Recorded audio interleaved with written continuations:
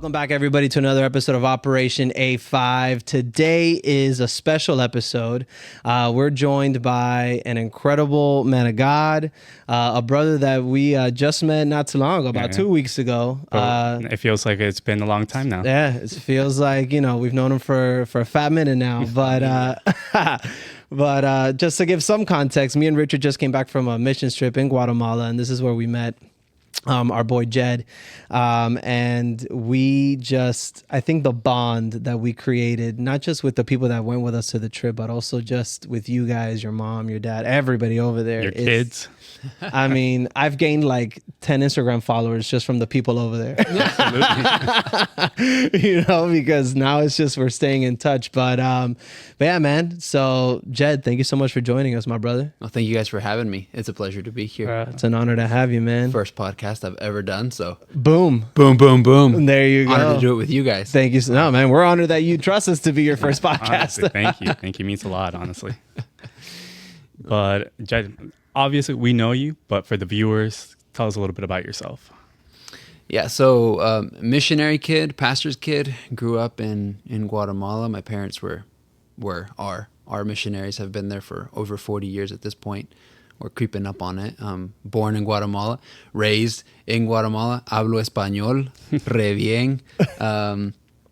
But yeah, I've lived that missionary life my whole life. I've known nothing different. We spent some time here in the States, but everything was still on mission. I was actually talking to Pastor Matt earlier, and talking about missions, and I said I don't know that there's a difference between a Christian and a missionary, because they were asking me like, what's it like to be a missionary? I don't know there's a difference. If you're a Christian, you're on mission, because that's kind of what Jesus said at the end of his ministry, and it's actually what I believe God is all about anyway. But so even living here in the States, we were on mission, and then we moved back to Guatemala in 2024. And I say I've been married for 10 years. I got married when I was 18, a baby for a lot of people. We were a baby when we got married, 2 weeks out of high school. And then that is wild. Been all over the place. Right. That is wild. And most people assume it's a high school sweetheart. She's actually a middle school sweetheart. We met when we were 13, 14, somewhere around there. And it was 8th grade year, actually. And the rest is kind of history. We've got 3 kids, but kind of lived all over the place, lived here in West Palm for some time, helped start a church. And then we ended up back in Guatemala, serving down there with my parents, and back on the mission field, living life. We've got 3 kids and enjoying it. That's amazing. Tell us a little bit about like kind of right now in the role that you're doing for In Ministries. Yeah, so I am the technical term that we, at least in Español, it's director general, so general director. I can't be the founder. My dad's the founder. There's only one founder, right. And so I'm taking over everything that's the ministry down there, piece by piece. I've got most of it at this point, but I get to serve alongside my dad, and it's amazing what we get to do. It's amazing what we get to do. Over the years, God has led us to do all kinds of different things. Everything started as a church, and then that was in 1992, early 90s. And then in 1996, we started a private school. And then in the early 2000s, we started a nonprofit. Actually, we have 2 nonprofits now, one in the States, one in Guatemala, private school in Guatemala, the church that's in Guatemala. And then when I moved down there, I've always loved business, the idea of business. I believe that it's a field ripe for harvest, as Jesus says to his disciples. And so we started getting into businesses. We already had one that helped with the ministry. My mom is very entrepreneurial as well. She had started one during COVID because she got so bored. So she started a nursery. She needed something to do. She started a nursery business. Who does that when they're bored? My mom. I did not know that. I know that she started a nursery business. I know you guys have the coffee business. So I started the coffee, and then started getting us into marketing a little bit. We just have needs, so it's mostly internal. But then it was 2020. The whole country shut down. You couldn't travel. The country shut down. It was absolutely insane. They had like checkpoints all throughout the country. So if you did travel, you could only travel within certain time frames, and had to wear masks there. It was insane. But my mom was trapped on the property, and she's a people person. She's got to be doing something. Right. And so she was like, you know what? I'm going to start a nursery. So she starts a nursery. Yeah, it's crazy. And then that's the big greenhouse that she and has. that's the greenhouse that now helps take care of all the property and the plants and the different things, and it employs somebody. And we sell to the parents and we do projects with the kids. That's right, because she did tell us that she sells the plants, Yeah, right? yeah, That yeah. you guys sell the plants. Yep. That is awesome, man. Yep. That was amazing in the sense like when she said that and we walked it and I'm Yeah, like, yeah. so you did all this like in like when COVID started? I bet it kept you entertained for sure. Oh yeah. Oh yeah. That's mom though. That's what she does. That's what she does. If there's nothing to do, she finds something to do. You learned really early on as kids, never go to mom and say, Right. I'm bored. Oh, she had a million things for you to do. Always. Man, so one question I have for you. So since you guys, have so many projects, right? You guys have the school, like you said. You guys help the widows. Yep. You guys have the church. Yep. You guys also have on campus. You have the missions. You bring teams in a couple times a year to help. You guys have so many things. How do you guys now, and now you want to dive into the entrepreneurial side of things, right? Yeah. Because and correct me if I'm wrong, but I think I remember you telling us on the bus that what you wanted to do now is kind of like digital marketing. Is that what it was? We have that. It's functional. It's kind of shelved at the moment, but yes, that's where we'd like to go. Gotcha. Okay. So how do you guys like just maintain like the priorities? Like how do you guys stay so structured with having all of these different things going on at the same time and then still having such a fruitful, prosperous, and effective ministry? Lots of grace. Yeah, Lots of grace. Well, I think the first thing is everything is birthed in prayer. yeah. Everything starts in prayer. Your question makes me think of actually how in ministries started, which my dad told the story when y'all were down there about. It was prayer. And it was and they were praying, and he felt like God said, I want you to build an inn and be a good innkeeper. So we start the inn. And then he spent 90 days? He spent 3 months every night from 1 a.m. till the first bird sang in prayer, waiting to know like where's the property and what are our next steps and how do we do that. And so everything is birthed in prayer. Being able to go back, it sustains you, and I think it sustains you through life. Being able to go back and say, I felt like God is moving us towards, because when your life is rooted in obedience, then there's no other option. And then what better strength is there than to have that conviction that no, come hell or high water, God said, so therefore it will be. And so everything for us, birthed in prayer first. But then there's also the side of wisdom, Right. and structure, like you were saying. And so always looking and always tweaking and tailoring, and we work tirelessly on our culture as an organization, tirelessly. As you guys saw, it's all over the wall. We talk about it in every meeting. We teach on it every week. And the people you guys have live that culture. And that's the thing. And so then you get the right people in the room, and the culture itself, the beauty of it, and what I tell the team all the time is, if we will be incessant, especially our lead team, if we will be incessant about the culture, protect the culture. And actually Pastor Matt did a teaching with the leadership team. He said, holding a standard of righteousness. That's good. What happens is it forces everyone else to you call everything else up. Yep. And so if I'm not willing to step up, then you will by nature step out. Right. And so we've actually seen that as God elevates us, we elevate with, and we continue to hold that standard, we continue to elevate culture, or people step out. And that's just the nature of it. So that's the second thing. I think we are incessant about culture, teach on it all the time. We go back to scriptures all the time. And then probably the last thing would be structure, the strategies that we use to run everything. So we've got, as they say, the right people on the right seat of the bus. Always, we've been moving people around constantly. We constantly restructure, and then we have a very set routine of things that we do in order to keep everything moving forward and keep everybody on the same page. And those kind of things, they really help, and they free up. I would say they free up your time to be able to dream and think, and as they say, to not work in the business but work on the business, right? And so, not that it's a business, it's a ministry, but you still have to stuff to be able to put Right. your head up above the trees and say, "Yep, Right. we got to go there." Correct. There's a process of order for everything that you do. Right. But Massive order. so one of the things that on that subject, it's how we saw it. On top of you have a great group of a core team around you. It always comes across like, man, they've known each other for years. They do life together. So it's not like, okay, from this time to this time and then see you later. And Yeah. it's very united. Like Yeah. the way your dad would speak about the people, Yeah. the Johanna, Paola, so Ruben. Shout out Johanna, Paola, Ruben. I mean, so many more that I'm just like, those Right. are the first that are coming into my mind right now. But so it really gives me the impression like, man, you guys are just so close because, again, you see them, you do life with them. Yeah. Your life is not like how people in the world is like, okay, this is my job from this time to this time. Right. It's I'm like, just clocking in and clocking I'm out. clocking Yeah. out. This is like your calling. You know, you are serving and working in your calling that God has put in you. Yeah, which I mean, what I would say something that I don't know if it's unique to what we do, or I can't speak to everybody else, but we have our meetings where we hash the issues out and all that fun stuff. But we believe, you know, our vision and our mission. We are a refuge on the Jericho Road that exists to equip people to glorify God.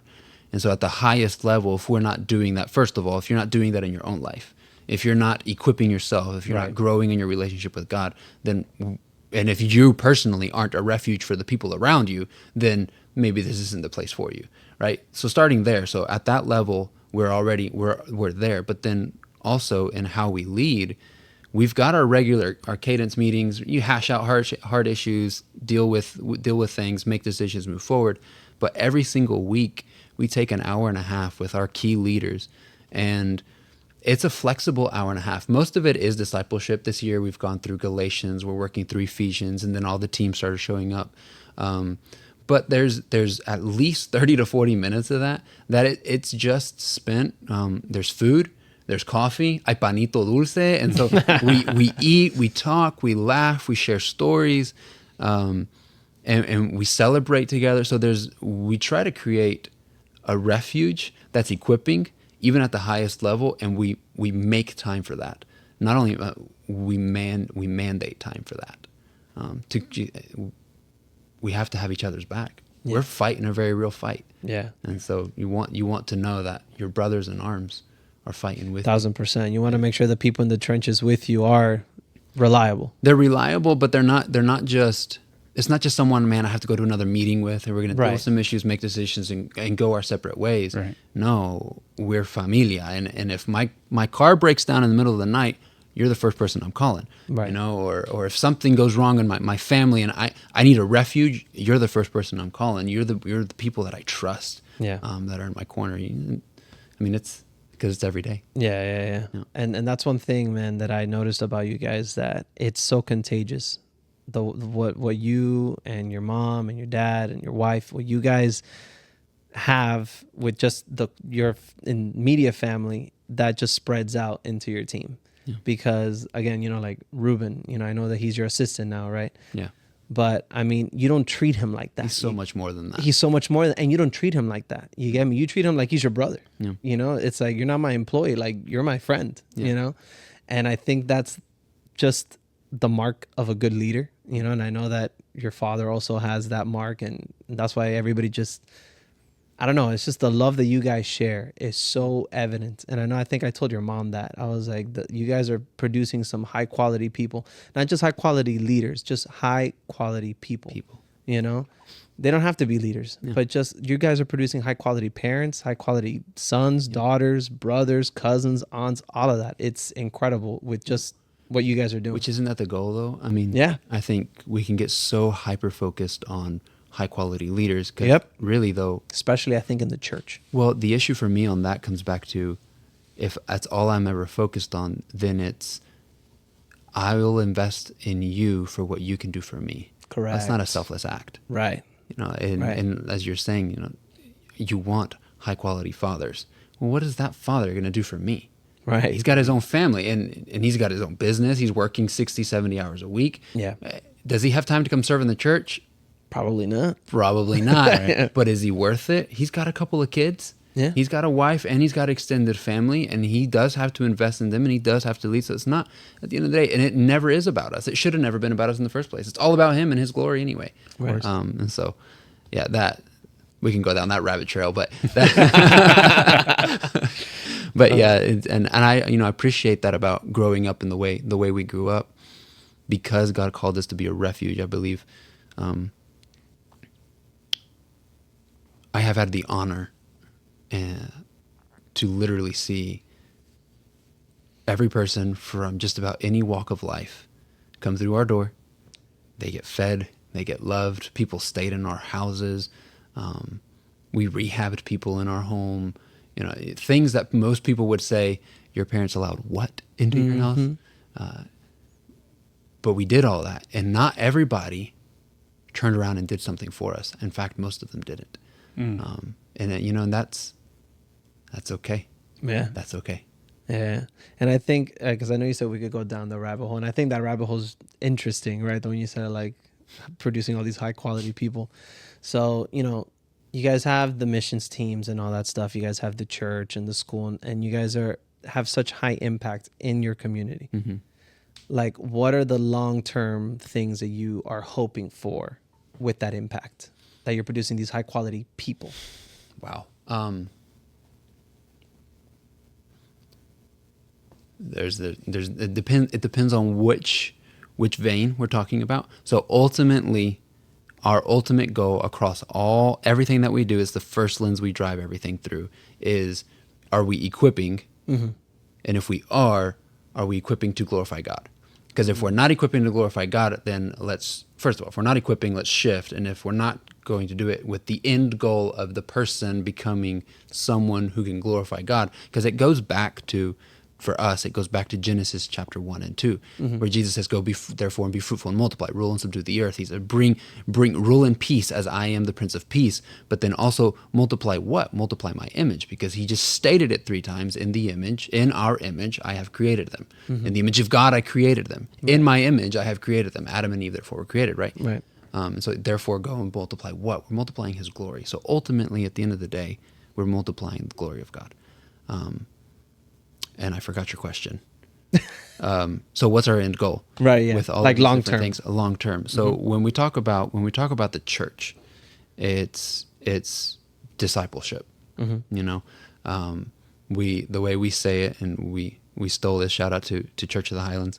But we want everybody to know God, find freedom, discover their purpose, and make a difference. Those are the 4 steps we want people to take, and we want them to constantly take it. And everything is birthed out of that in the church. So, you know, you go to make a difference. Well, now we're talking missions, we're talking serving, we're talking doing something in your community, changing your family, leading a small group, all of those things. Right. And we do all those things, as you guys experienced. Right. Yeah. And then in the school, the way we say it is, we're raising a new generation in the love and fear of God. And that is so beautiful, because we provide high quality education in the school, and parents who aren't Christians, and the school's technically not Christian, but we teach everything through a Christian lens. And actually, you know, one of our goals in the school, and as the years go on, and as we look to the future, is we want to make sure that you know, many schools and universities were started by the church. Were started by the Catholic Church. Correct. And you know, hospitals and all that stuff. All of these really incredible ideas that now make society pretty amazing. A lot of it was birthed in the church. Correct. If you look at it historically. Yeah. I remember your dad talking about that. Isn't that crazy? Yeah. And so many of those universities were started on the basis of studying God, and then, but I really like math, so I study God through the lens of math. And then they went from that to, now they're studying the subject or the material instead of the creator of the material. And then we go to humanism and to where we are today. And we've actually talked a lot about that in our education, and what we see for the future is we want to make sure that as a school, we are a theological school that teaches academics.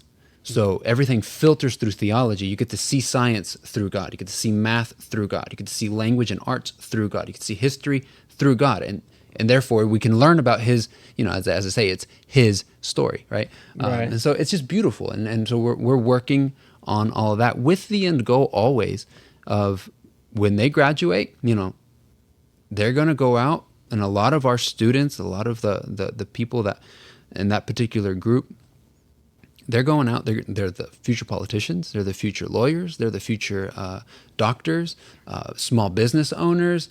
They get to make decisions for those widows that we get to go and serve, who don't have electricity, who don't have running water, who don't have a road that run to their house. And so all of these people that we get to educate, and it's such an honor to work with them. Our hope and our goal is that if we have raised the new generation in love and fear of God, they're also conscious of the widow that's on the backside of the mountain, right, who needs the gospel, but it would be nice to have lights, right, you know, and it would be nice for her to be able to get to some good health public service, right. You know, and so our end goal on that front is just that we can transform the nation through that. So we take care of the spiritual aspect through the church, and the church always comes first. Right. And we take care of the educational and the academic, because Guatemala is, you know, you've got Haiti, academically speaking, and poverty speaking, and then you have Guatemala. So we're way down there on the rankings. And then, you know, then we have the entrepreneurial side of things. And in Guatemala, actually across Latin America, and as best as I can understand it, last year America saw $52 billion go out of the United States to Latin American countries, and it builds houses and all that, and that's great, and they buy a car, and that's great, but it creates an unsustainable life for them in Guatemala. So then, therefore, the dad that left can't come back. So you have fatherless homes, entire villages actually where we work, where there are, you know, 60% of the fathers aren't around. And if you look at the statistics and what happens in prisons, and statistically how many of the guys that are in prison come from fatherless homes, well, we know the epidemic that creates. Right. They're easier to control from a government standpoint, but Yeah. we're not going to go down those rabbit trails either. So on an entrepreneurial side, I believe that first, there's so many different things that we can go after in the commerce side of things. First of all, Guatemala is rich. It's beautiful. It's got incredible people, smart people, incredible natural resources. And so I don't see why Guatemala can't help be generous, because it, in and of itself, it's not really a generous country. The people themselves aren't really generous. Like her giving those bananas, there's no context for the audience. We were out in the village. You guys are looking at me and nodding. So we went out to the village, and we took a stove, and that's a whole nother story. 200. What was it? Well, by now 250 pounds, but maybe 1,000. Maybe 1,000. You know, we took a stove up into the mountains. It was about a 50 minute hike up into the mountain. We took sand. It's about 150 pounds of sand. We took cement blocks, about 22 cement blocks up there. All by hand. All by hand. We walked up the mountain all by hand with these things, and food.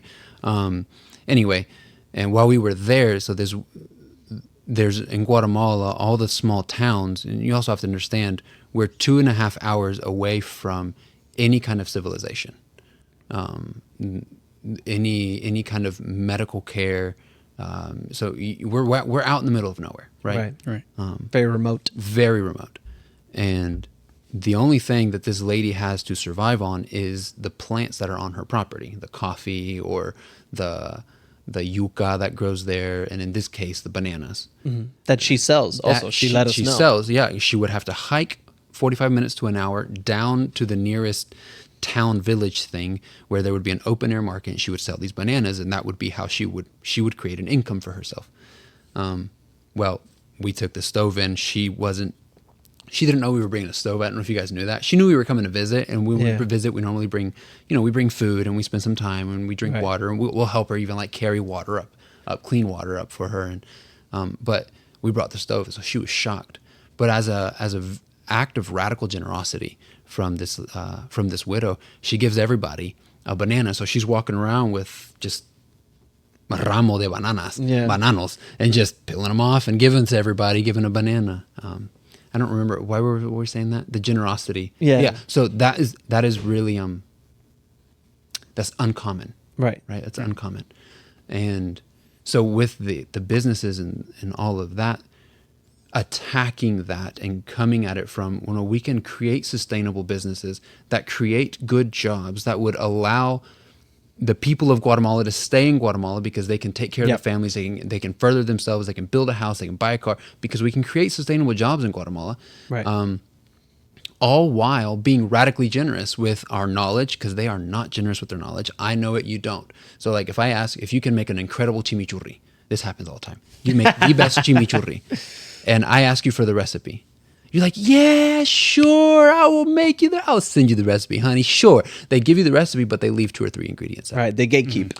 Oh my goodness, they gatekeep. And so it's just enough for you to make a chimichurri, but it's like subpar at best. It's not going to be my chimichurri. Yeah, it'd be like your chimichurri. So they do that with knowledge. They do that with wealth. They do that with so many things. And so, again, the businesses, they're self-sustaining, create jobs, but it also can give back to something that won't necessarily give back to them. You know, so because if the businesses are giving back to the church, and the church is planting churches, well, that church isn't necessarily helping the business in any way. But it's helping the back people. to education, but it's helping the people, and it's helping their people specifically. So, you know, the way we say it, you know, the elevator pitch, get into the elevator pitch 30 minutes into this, it would be, we're a refuge on the Jericho Road that exists to equip people to glorify God, and we do it in 3 ways. We plant churches, we educate, and we do community development. And that's amazing. I remember when you shared on the bus the reason why you wanted to get into entrepreneurship, and you touched on it lightly right now, where it's like the fatherlessness. If we can create jobs here in Guatemala, they don't have to go somewhere else. right. They don't have to abandon their families. right. And you know, because they're trying to provide, right? But then for them to provide, they have to go somewhere else, and their kids grow up without a dad, essentially. One of the greatest privileges, I think, and we can take it so for granted, is we employ 52 people. That's 52 families. It's 52 families you guys are taking care of, man. That's it. And that's what I keep, like, you know, I know I'm beating a dead horse, but that's why you guys have such amazing people. And you guys are so amazing because you guys employ these families that you guys are thinking long-term with. It's like, I'm not just hiring Ruben because it's Ruben. No, I'm hiring Ruben because, you know, the day that he has a wife and whatever, he's going to be employed. He's going to be good because he's here. Yeah. And then he's going to bring his wife here, and his kids are going to be here, and we're all going to grow up knowing God, having, you know, a good foundation of morals and all, so on and so forth. So, I mean, when you said that, my mind just like it blew, because I was like, dang, I've never thought about it like that. And I don't think a lot of business, I don't want to say any, but I don't think a lot of business people think about it like that, where it's like, man, I want to create a business, not just because I'm trying to make money. Yeah, we're trying to make money because you need money to survive. Sure. But, you know, that you're trying to fix the fatherlessness epidemic through business, dude, that blew my mind. I know, that's amazing. And so, Jed, one of the things that you were saying about, you know, creating that, you know, jobs and opportunities and so many things that you were mentioning, but I think going back to the school, something that you said, and towards the statistic of the kids that are finishing school and are continuing to seek the university and education, like beyond that, and becoming professionals, it's a great number. I mean, I saw it. I don't remember if you remember the statistic. Over 80%. Most of our kids go on to get, they either get really good jobs or they finish in college. A lot of them have become lawyers. Again, How much was it again? 80%? Over 80%. Yeah. That's amazing, dude.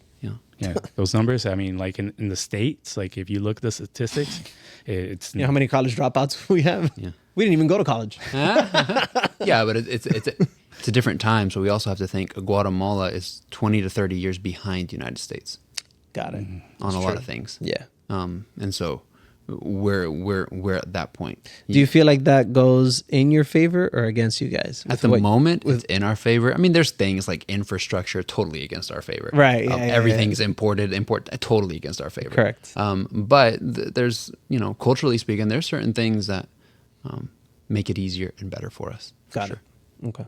For sure. That's really interesting. But I found that so interesting because the way that, just by that alone, the poverty that some kids might experience, but because they're getting educated, you know, through a godly lens of how everything that is structured to a perfect T is that's changing lives. You're creating a future for generations. It's not just for that one individual that went to school there. Yeah.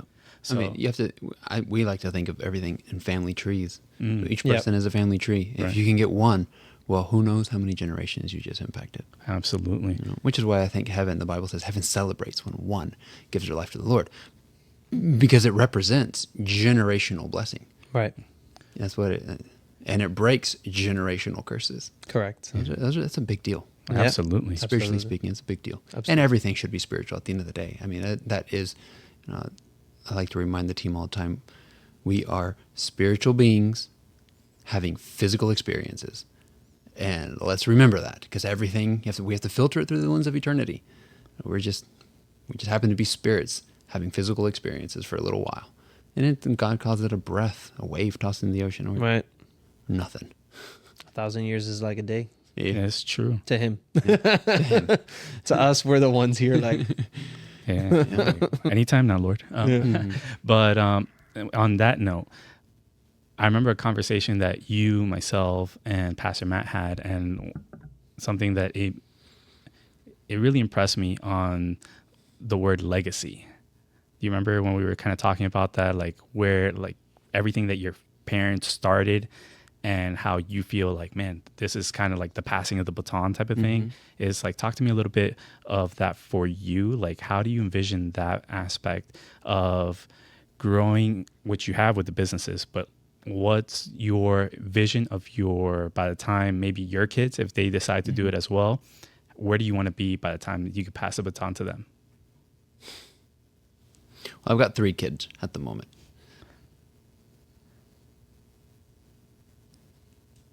I've not said this out loud, so I'm going to say it out loud. That's kind of a weird thing.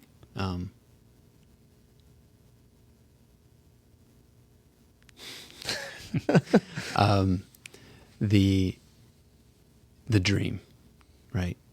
We've got the 3 lanes. I don't want in ministries to ever change. I want it in the sense of the DNA of who we are. Right.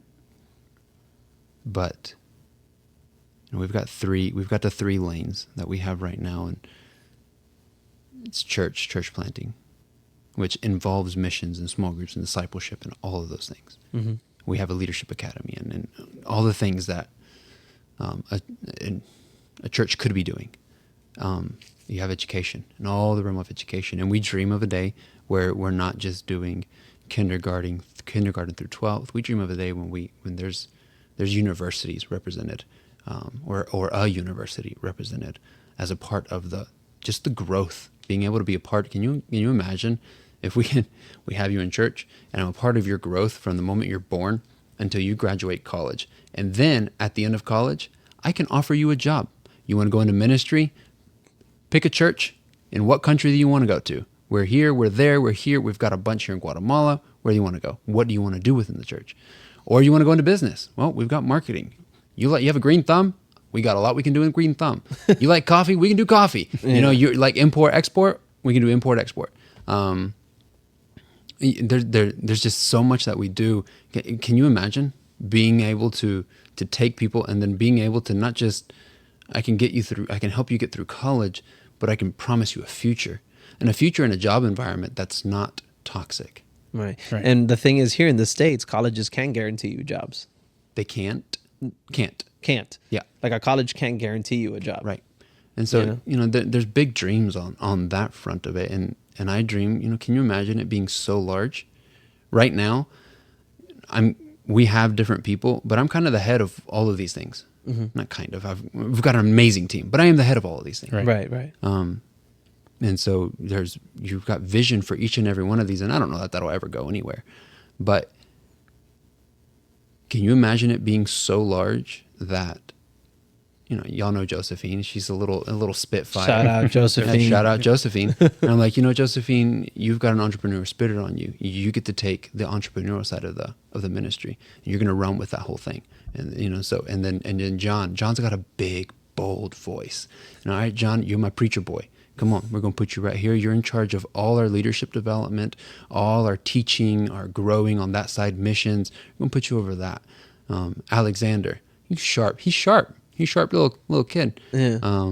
Buddy, why don't you take over educate? And who knows? That's an outlet. That's saying a dream out loud. Right. But for it to be so large that not one can take it, it has to be here's multiple parts of God's kingdom. Go and grow them, and to figure out a way. Obviously, I would love to figure out a way to still maintain them, but that is so far down the line, Right. and structural things and wisdom that I currently do not have.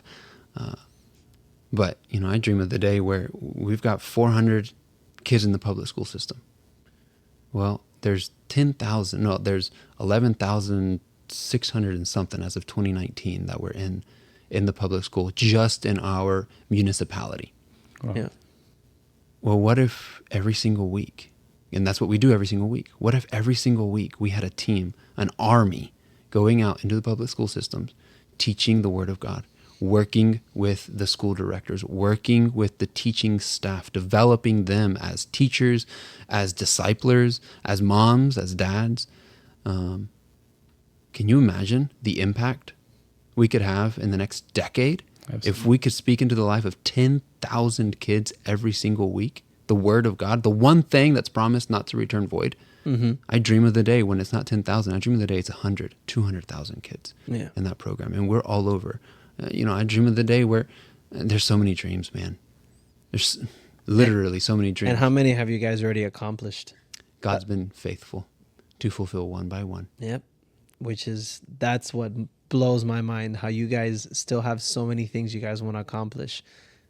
Yet you guys have accomplished so many. And obviously I know your dad was, the tip of the spear with a lot of those dreams. But now, going through you, look at all the things you want to accomplish. Yeah. And I'm sure I can speak for me and everybody else that went on that trip. We can't wait to see everything that God does, now with you at the tip of that spear with the ministry, man. It's going to be exciting, bro. And we can't wait to go back. I'm ready. We can't wait for you guys to come back.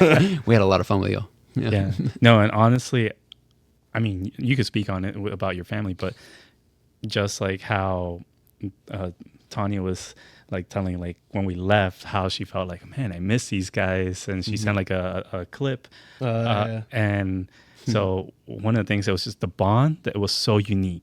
I don't know, you're accustomed to seeing a lot more faces compared to us, as it was our first mission trip, but I thought it was something very unique. I know in we this were the experience. first Spanish speaking Yeah. group that you guys have had. Hey, that was way easier on us.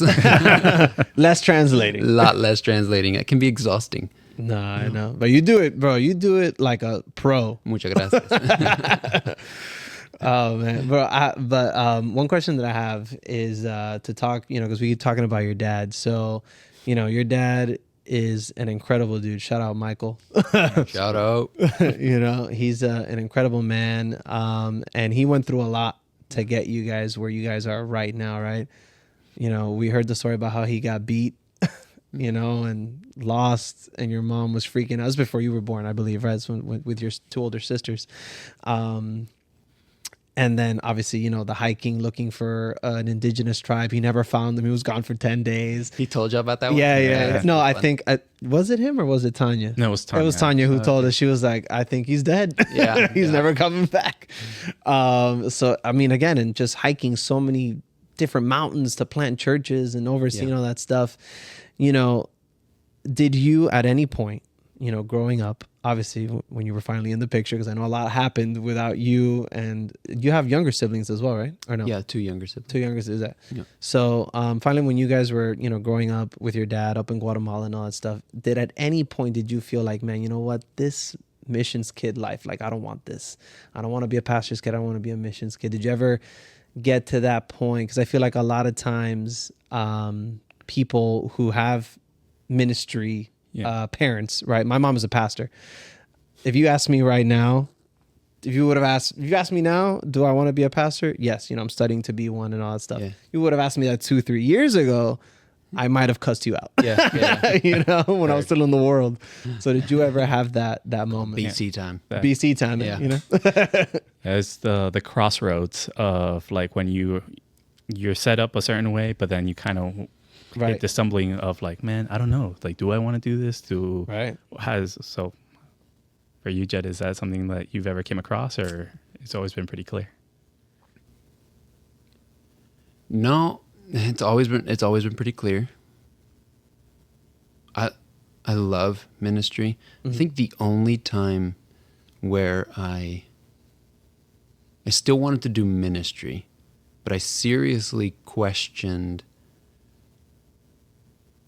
and I hate to say this, the church was when we walked through some pretty serious sin issues. And not me personally, but our pastor at the time.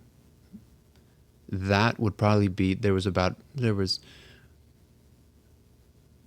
probably a good solid year there where, and even in that year we still served. You know, it was in that year we moved to Guatemala, Wow. continued to serve and to work. But even in all that, there was still a lot.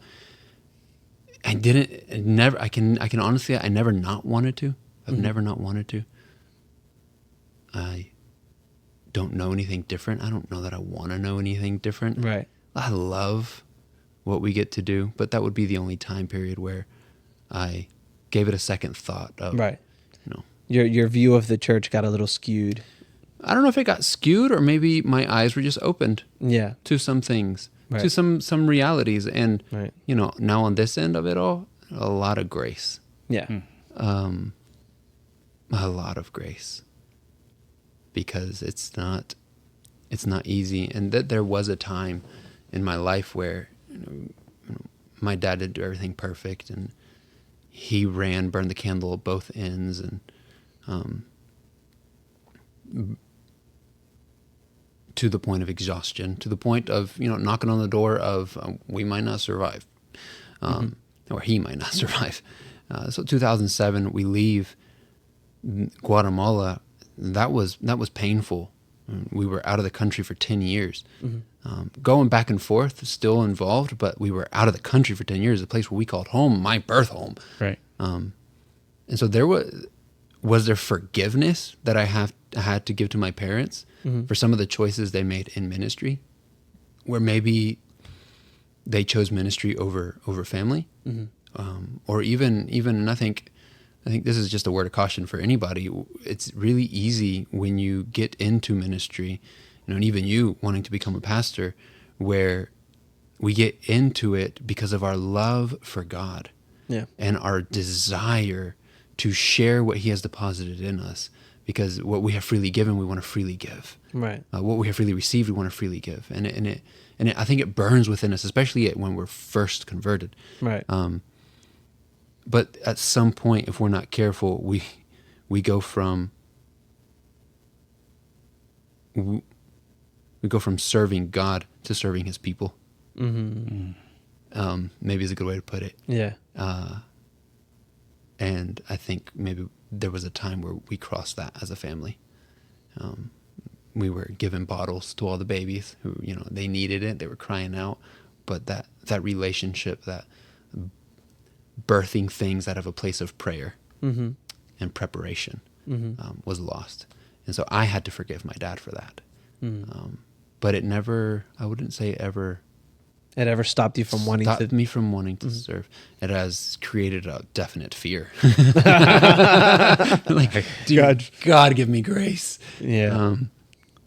But yeah. Awesome. On that note, since you did mention about like the forgiveness aspect, but now you're in a role that you have your wife, you have your kids, you have all these responsibilities. Talk to us a little bit about how do you find the balance between like, okay, yes, I'm in charge of overseeing all these ministries, but I'm also a husband, a father. Like, is there a time of the year that you say, hey, listen, I'm turning off the phone, my wife and my kids were going away, or is everything kind of like just the go? I think because of the season that we're currently in, and I hate that word season. I feel like so many people hate because it's so churchy, right? Can we edit that out? We'll bleep it every time we say We'll bleep it. Yeah. Just like put like something over my mouth.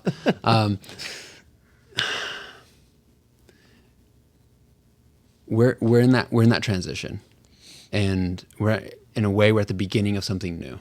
Yeah. When you're at the beginning of something new, it demands everything from you and the people that you are closest to you. Correct. It's a full family sacrifice. Right. And I think there's a time where, and I'm consciously, that's a part of when I sit and plan, because the way I try to schedule out my weeks, and I totally believe in having an agenda, at least your personal agenda, and having control of your time, where time is like money. If you don't tell it where to go, it's going to go anyway. And then you're like, ooh, what happened? And then when you look at the statistics of how much time we spend on our phones or watching TV, it's just, correct. It's insane. Such a misuse of time. And it's the one non-renewable resource that we have, right? And I tell the staff all the time, and I'm getting on a tangent here, but no, you're good. I tell the staff all the time, let's say you make $10 an hour. And there's papas fritas, it's 10 quetzales. So that, let's say you make 10Q an hour, which would be the equivalent of like $1.50. But for audience sake, let's do $10. You walk around the corner and you're going to get papas fritas, which is French fries. And it comes on a plate and it's got cheap salsa dulce, which is ketchup, some cheap mayonnaise, and a little bit of hot sauce. You want to buy a plate that's about this big. Well, let's say that's $5. Mm-hmm. But because you're buying one, and one is just enough to make you angry, you buy two, right? So I buy both of those, and I'm like eating those French fries. Well, how much did I pay for both of those French fries? Plates of French fries. I paid $10. And everybody agrees that we paid $10, but the reality is you didn't pay $10. You paid 1 hour of your life for those 2 plates of French fries. Dang. And then you go, oh, snap. Like it puts things into perspective. So I really do believe in time management, and even being able to see ahead or look behind and learn from what happened, being able to see ahead. And so, part of my week, Monday through Wednesday, it is go, go, go, go, go, go, go, go, go, Monday through Wednesday. It's meetings. I try to get all the administrative or leadership or planning, decision-making done in those 3 days. And then on Thursday, Friday, I try to either do one-on-ones with people and make it more about just relational things, or I think. I do a lot of thinking, and I write, and I think, and I write, or I read a book, and I write, and I evaluate, and constantly evaluating everything, because I know that the pace that we're running currently isn't sustainable for life. And so I think looking ahead, what we're doing, we have to do now in preparation to be able to let go of things. And so you have to invest a lot of time. You have to set up some processes, some structure, inject a lot of culture. And there's a lot of reasons for that I don't have time to go into context for. Right. But we do all that with the intention, not just for me, but there's a lot of these young guys that they've got girlfriends, and they're looking to get married. Well, they're going to add kids, and I've lived the life where when my daughter was born, I would leave the house before she woke up, and I'd get home after she went to bed, 6 days a week. Wow. For the first 4, 5, 6 months of her life, I barely saw her. I saw her on Fridays, the day we had off. And I don't necessarily want that. I don't want that for my staff. Right. Right. Right. And as you guys did see, we've got stuff happening all day. All day. So. And in different areas. It doesn't stop. Yeah. So getting to where one, I have to be able to live an example where family is priority. And we do family nights that are non-negotiable unless teams are in. And that's just kind of weird because they came from the United States. They spent, a lot of money. They're here with us. They're serving alongside us. And so we change family night to a different night of the week. The night that you guys are out to community, well, that's family night for us. Y'all go and y'all eat. And so we spend a little time together. And it, sometimes it's with my parents. Sometimes it's just us. Sometimes we're all so exhausted. We're just going to watch a movie and eat popcorn. Sometimes we're going to sit and enjoy each other's company. But I try to be very, very intentional with the time that we do have. So before I go to work, I make sure that we eat breakfast together. And that means that I have to wake up earlier to do my time with God, but also to plan my day or get out ahead of some things, because everything starts super early in Guatemala. But the kids, they're not waking up till after 6:37. So if I'm going to sit and eat with them, I have to be out ahead of my workload. Right. And already have answered questions that the team, I have to anticipate their questions. So actually, Craig Rochelle calls it anticipatory leadership. Shout out to Craig Rochelle. Shout out Craig Rochelle. Come on the show. And then, you know, in the evenings, most evenings, I try to be home 2-3 times a week. I try to be home. Yeah. Where we're gonna sit, we're gonna play together. We go on walks together. You know, it's something I have to remind myself all the time. Again, going back to time, I think it's such a reality when you really filter a lot of things through time and eternity. Josephine's only 4 for 1 year. Yeah. She'll be 5 in a couple of months. You know, I've only really got it. I've got my life and her life to continue to pour into her, but she's under my roof for a very finite amount of time. And Yeah. and you've only got this moment. So it doesn't matter how tired you feel. Get on the floor. Show them what it's like to choose discipline, choose joy, choose love, choose the fruits of the Spirit, and do it with the strength of the Spirit, even though you're exhausted, and you know, and making sure that every moment you have with them, you make it count. Yeah. Make it count. I don't know. I don't know if that answers. No, I'm not you saying that answered it, man. We have a Good. balance. But, You answered it, dude. Because I mean, sometimes it's so hard to say I do this specifically every time, like to do, because it never looks like that for any family. But I'll tell you just to, you know, expose a little bit. Where I've been failing is actually with Nora. That's probably where I've failed the most. I can be very intentional with the kids, and this is I think this is a mistake that a lot of couples make. Is it's easier with the kids, and so, you know, I can because she chose me, she's with me, she's been with me for 10 years. You know, you're not going anywhere. We can think that. All right, guys get comfortable. Right. Guys get comfortable, and even they get comfortable because the wife will pay more attention to the kids than they will to the husband. Right. But we have to remember that they're only with us for so long, and then they get married and they go out. And when you got married, it was just the two of you, and when they leave, it's going to be the two of you. And so being intentional, and I think that's probably one of the areas where in the coming year I've been thinking a lot about, okay, so how can I be more intentional with Nora in the season that we're in? Because at the end of the day, we can parent our kids extremely well, but if my relationship with Nora isn't healthy, then it's reflected in them, and they actually suffer for it. Right. Yeah, because they see everything, and kids are sponges, man. And your daughter's looking up at you like, how do you treat my mom? Because that's how I want to be treated. Exactly. So. Exactly. So, you know, but that's, you know, that can be a tough one to balance in. Yeah. Wow. Well, I think we can start wrapping it up. Yeah. You think so? All righty. Jed, where can they find you, man? You know, where can they find you? Find the ministry, plug in whatever you want. I know you're now on a preaching tour. On a preaching, not really. Yeah, but since you said preaching, so for the next hour, no, I'm just kidding. No, we're all over social media. We're on In Ministries is on YouTube. I'm on Instagram as Jedidiah Lewis, and also on Facebook, but I'm mostly on Instagram. In Ministries is on Instagram. It's a lot. So In Ministries is on Instagram and Facebook. You can find us there. Easy. And INN Ministries, like an N. Yeah. And because we are innkeepers, a refuge on the Jericho Road. So In Ministries, all over social media. Just Facebook and Instagram are the two mains that we do. I'm on Facebook and Instagram.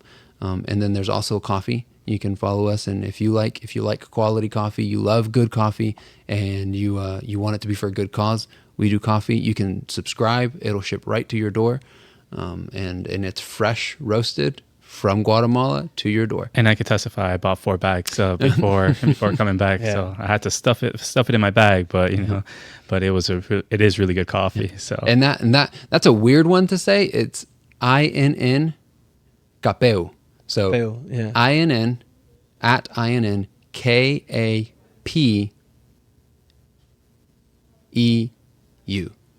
Capeu. Yeah. In Capeu, which means my coffee in the native dialect of the region. But and most people they're like, in Capeu. yeah, in Capeu. That's it. Just roll with it. But yeah, in Capeu. Yeah. So those are the 4 places y'all can find us. Awesome. Awesome. Alrighty, man. Well, Jed, thank you so much, my brother. It was Thank you guys. a It's been a blessing to ple- have you. It's been a pleasure. Thank you, man. Thank We you. love Thank you, bro. for hosting me. It's been an honor. Thank you, man. And we can't wait to, like we said, go back to Guatemala. Oh, I think our episode 2 is going to be in Guatemala. Hopefully, Hopefully, in if Jesus' we do a name. second part, we would love to have you, your mom, and your dad, and your wife. All We're you not guys. that far. This is true, but for real, hopefully, Flying out of Miami is super easy. Yeah. I think next time we'll take our stuff, and Hey. we'll see if we can squeeze in a an episode. Well, one of the things that you also mentioned is like you also kind of have inspirations like to do a podcast yourself. So All right. Our hope is to do one coming There you go. coming soon. There Yo you go. soy mesón. There you So- go. All in Spanish though. So if you don't understand Spanish, sorry. But yeah, that's gonna be exciting. We can't wait to see that flourish, man. We know it's gonna be beautiful. Again, like I told you guys, it's a very interesting niche. The missionary life. Yeah. Not a lot of I don't really know a lot of podcasts that have that. I'm sure there are. There's Yeah. a lot of Christian podcasts out there, but I think that'll bless a lot of people if you guys put those stories out there. And man, your parents have to write a book. Don't they? Don't they? And I think we should petition for it. Yes. I did like the, Link in the description below for it's like, petition. write a book. Write a book, please. But no, that was a conversation. Like I think the last day when you had to like go to sleep because you had to fly Yeah. to Fort Lauderdale, I think it was. Yeah. I told your mom, it's like, listen, if we don't know how much time we have on this earth, but that the reality is that your story is so powerful Yeah. Yep. that it needs to have something in writing that it will outlast all of us. Agreed. So I hope she does, and hopefully we can get them out the podcast We as have well. begged them for years. So let's just keep praying. Let's keep I praying. Pray that I really do. I pray that they do it because it's a very, very You already know powerful in book. this church, you guys are going to get like your first 200 copies sold. deal. We have that in writing. But alrighty, Cool. guys. Again, my brother, thank you so much. We love you, Appreciate you, bro. Until next time, y'all. Peace. Adios.